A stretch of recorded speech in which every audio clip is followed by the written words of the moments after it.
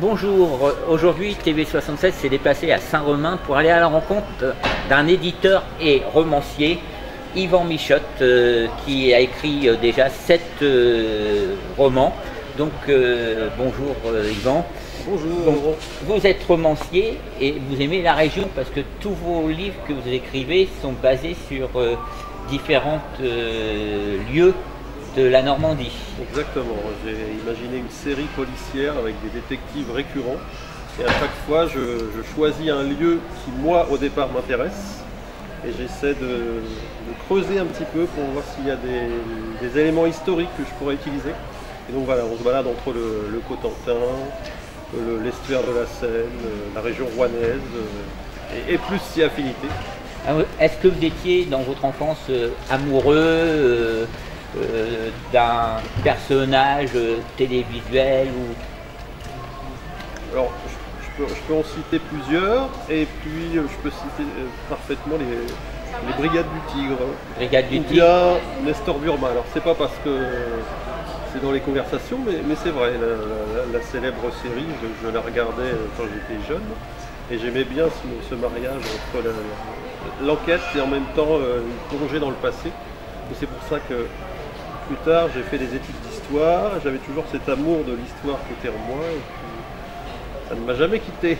Et Arsène Lupin Arsène Lupin, alors, je dirais un petit peu au niveau de la lecture, et puis pareil, la fameuse série avec Georges Descrières, et puis j'ai redécouvert il y a assez peu de temps les films avec Robert Lamoureux, que j'ai beaucoup apprécié. Et là, j'ai trouvé qu'on avait un personnage qui était beaucoup plus incarné qu'avec la série Georges Descrières. donc vous êtes un auteur reconnu maintenant parce que vous avez quand même eu des récompenses. Quelques récompenses, oui. Et puis, en même temps, il y a une reconnaissance du public puisque les gens aiment ce que je fais et sont avides de découvrir les derniers ouvrages. Alors, est-ce que vous avez pensé éventuellement à faire appel à des producteurs pour adapter un de vos romans au cinéma ou à la télévision? Ça, on y pense, je dirais qu'on y pense tout le temps parce que c'est, quelque part, c'est une espèce de graal d'arriver à ce que quelqu'un transpose ce que l'on a fait. Et oui, j'ai même imaginé, moi, écrire des scénarios par rapport aux livres que j'ai pu faire. Et après, on a toujours un petit peu comme ça on pense que c'est tellement difficile de faire un film que c'est comme une sorte de rêve auquel on croit à quelque chose de chimérique, quoi. On se dit si ça arrivait ce serait formidable, mais ça a l'air tellement difficile que on a du mal à y croire. Alors, il y a un de vos confrères, Debussy, Oui. Michel, oui, voilà. Je me trompe un peu sur son nom, c'est Debussy. C'est Michel Bussy. Michel Bussy. Voilà. Donc lui, il est arrivé quand même avec France Télévisions de romancer un de ses romans et adapté pour la télévision. Voilà, mais donc Michel Bussy, c'est un peu le poisson pilote, l'exemple voilà, à suivre, et puis ses livres se vendent énormément.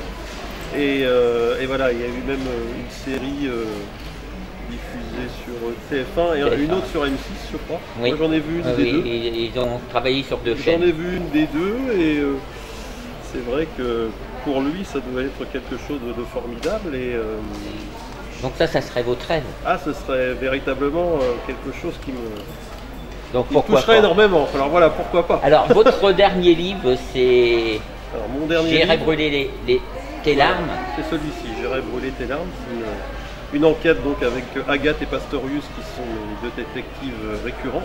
Et nous sommes dans le Cotentin. Et Donc pas très loin de chez nous. Hein. Voilà.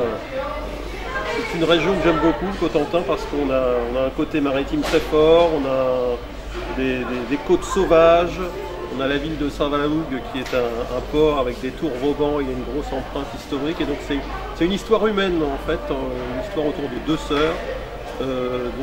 Blanche, une des 2 sœurs qui est encore vivante, et sa sœur Camille est décédée dans un dramatique naufrage il y a 2 ans. Et depuis le décès de Camille, Blanche est complètement désespérée.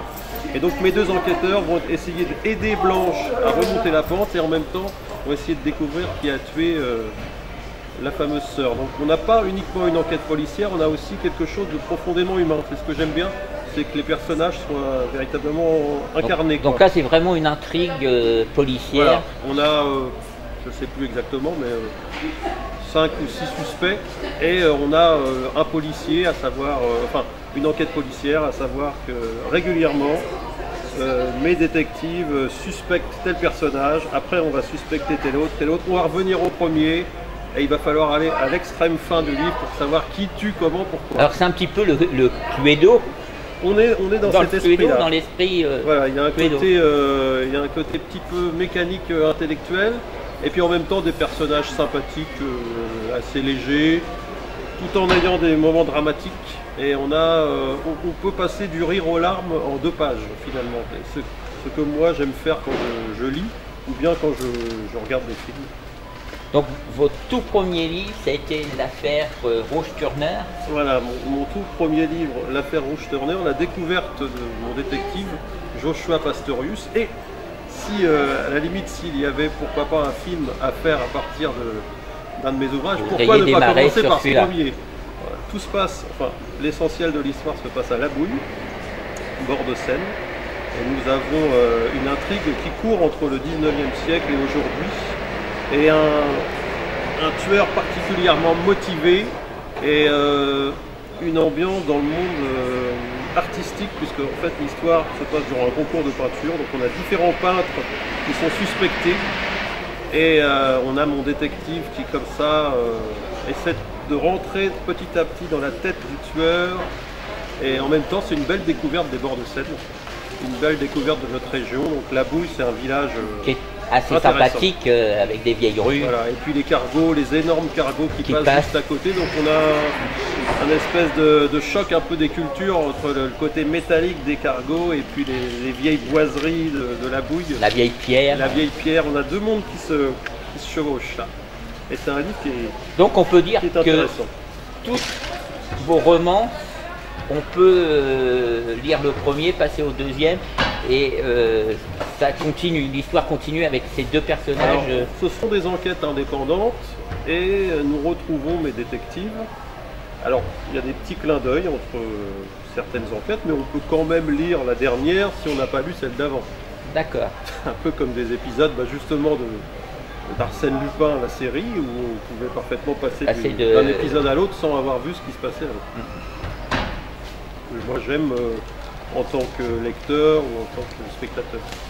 Et est-ce que vous avez un prochain roman qui est en préparation, qui mijote dans votre tête? 2 déjà? J'en ai un qui est en écriture, et puis j'en ai un autre qui est à feu doux et qui est sur le feu. Mais je ne peux pas en parler.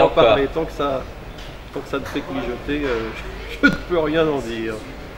Ben écoutez, je vous remercie et puis on va vous suivre de près. Donc les prochaines dates pour vous rencontrer sur la région, vous avez des dates, des lieux? Je serai